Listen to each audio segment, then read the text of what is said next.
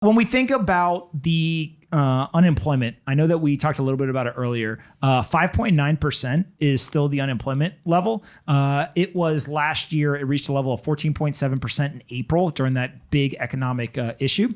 And what I find the craziest part about this is that the leisure and hospitality unemployment rate is still over 10%. It's 10.9% currently, which is about double what the average national unemployment level is. So even though last year that industry was hit the hardest and they've gotten tons and tons of government support in terms of monetary and fiscal stimulus, it is still the highest unemployment rate, I believe, of any industry. And it is now still double what it was before the pandemic. So it was 5.7% before, now it's at 10.9%. And, if you look at the average hourly earnings, they're up about 5.7% since the beginning of the year, and it's risen more than 10% since the start of the year. And so I think we've got some changes in employment. Oh, this is the average hourly earning, where you get a percentage change from a year ago. Now, these are crazy statistics when you look at something like this, because you see that massive spike where everyone was like, wait a second, there is a huge issue. So average hourly earnings shouldn't that have gone down? But what you actually find is that it does the exact opposite of what you would believe. It spiked to 8%. And then when you think that it should be going up because all the stimulus is hitting, it actually dropped from the kind of end of 2020 into 2021. And now we've got a recovery, which it still looks like it kind of is right about where you would expect it to be, right? It's pretty nuts to kind of see this, Sean. Yeah, it's pretty crazy. I mean, look, a lot of people lost their jobs during the pandemic, right? Couldn't get work. And now we're seeing a bunch, as the economy reopens, we got out of the recession in April.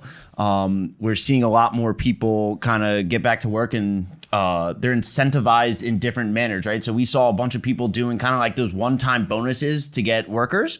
And I think the biggest thing for people is, one, job security and just like making more at your job.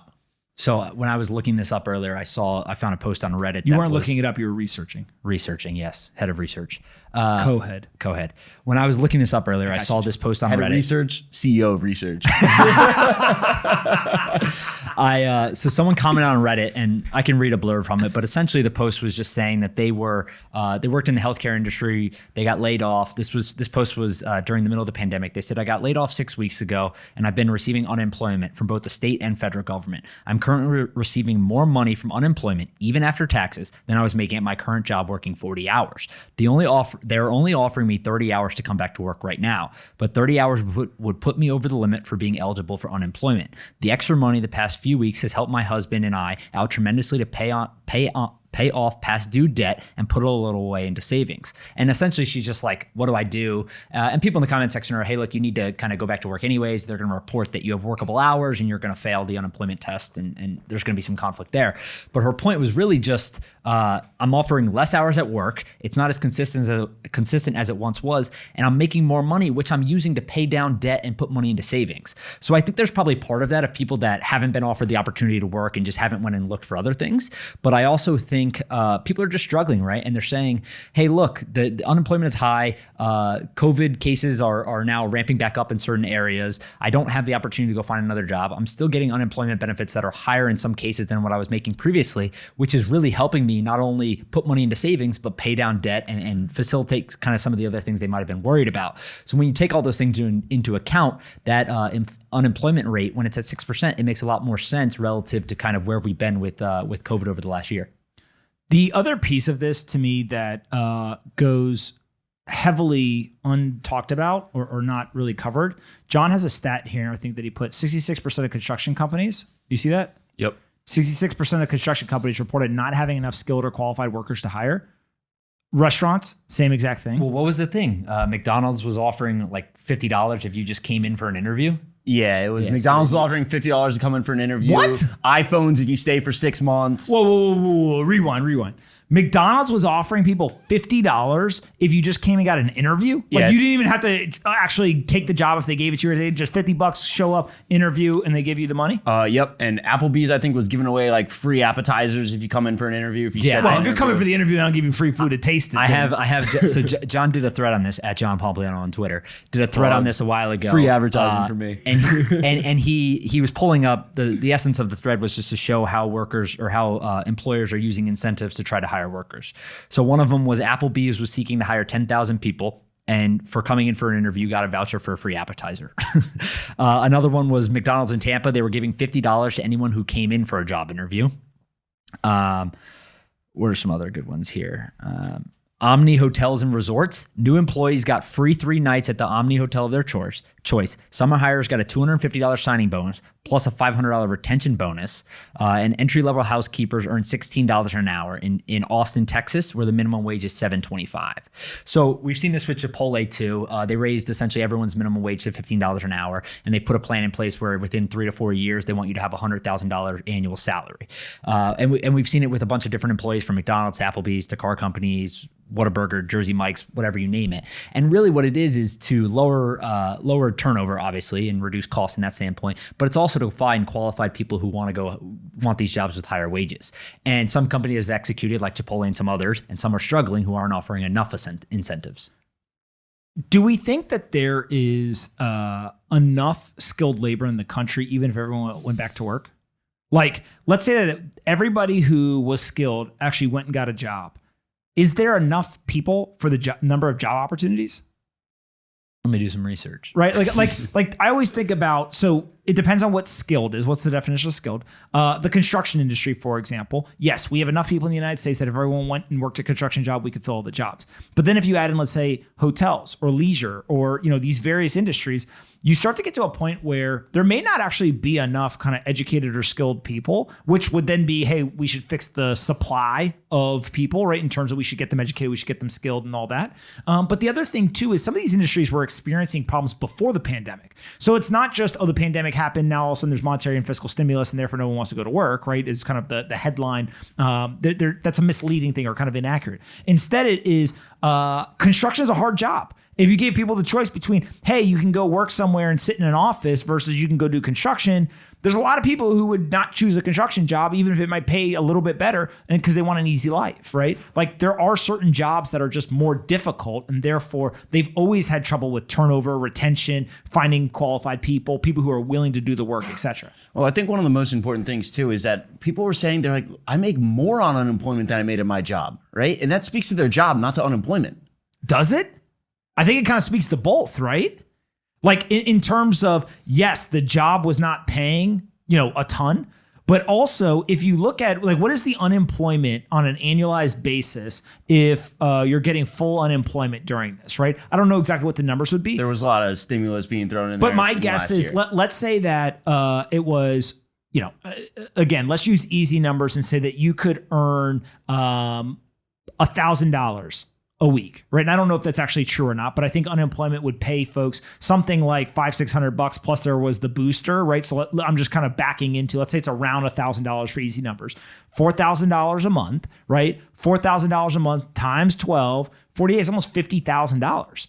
There are plenty of jobs across this country that do not pay $50,000 a year. The poverty line in the U.S. is like 26,000.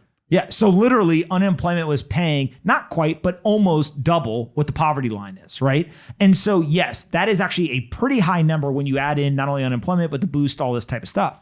But it makes sense if I get paid $25,000, $26,000 at my job and I can get $50,000 here, economic incentives run the world, people are going to go do that. What I think is crazier about it though is we know that businesses, if you start to mandate higher rates from a hourly wage or minimum wage standpoint, there are some, not all business, but some will figure out ways to do the same amount of work with less workers, right? It actually can lead to job loss rather than, we made everyone's pay go up. And so the economic machine is very complex, right? You can't just go in and say, hey, you know what? We're going to mandate that every single person in the United States who works a full-time job gets paid $50,000 or more in their job. Because what's going to happen is a bunch of people are going to lose their jobs, right? And you can get mad, but there's going to be a lot of folks, like the restaurant industry was saying things around like, look, I can't run my business and kind of withstand certain cost increases, whether it's goods, in terms of the ingredients, the food, whatever. But also, I can't do it if I've got to be able to, or if I'm forced to actually increase how much I pay some of the employees, because that means I actually have to have less employees to do the work rather than more. So it's a very complex issue. I don't think we're going to solve it. And I think that people naturally just gravitate towards headlines and they want to talk about like people don't earn enough, but we have to figure out a way to allow people to earn more without also leading to a bunch of people losing their jobs and also allowing the businesses to be able to operate their business at the same time. So it's kind of, you got to look at it from a totality standpoint, not just on a one-off use case, because then it's an unsustainable solution. And what ends up happening is a bunch of people lose their jobs. Well, and two, so when it comes to unemployment, there's basically a year, right? So after a year, your unemployment benefits are recalculated and it draws a review from the agency, which essentially just determines based on recent wages and kind of work history and stuff, how much you qualify for. So people that applied over a year ago, the government instituted a policy that essentially said, hey, we're going to hold off on those reviews for a little bit of time. But a bunch of states have already ended that policy. I think 10 or 12 states have already said, hey, look, we're ending that policy. We're going to start doing reviews. Most of the reviews start on September 6th. And based on those reviews, if you haven't worked much in the last year, your benefits are going to go down drastically if you qualify for anything at all. So we're going to see, I imagine, a huge influx of people falling off of unemployment benefits and trying to re-enter the labor market right in kind of that Labor Day area, right in September.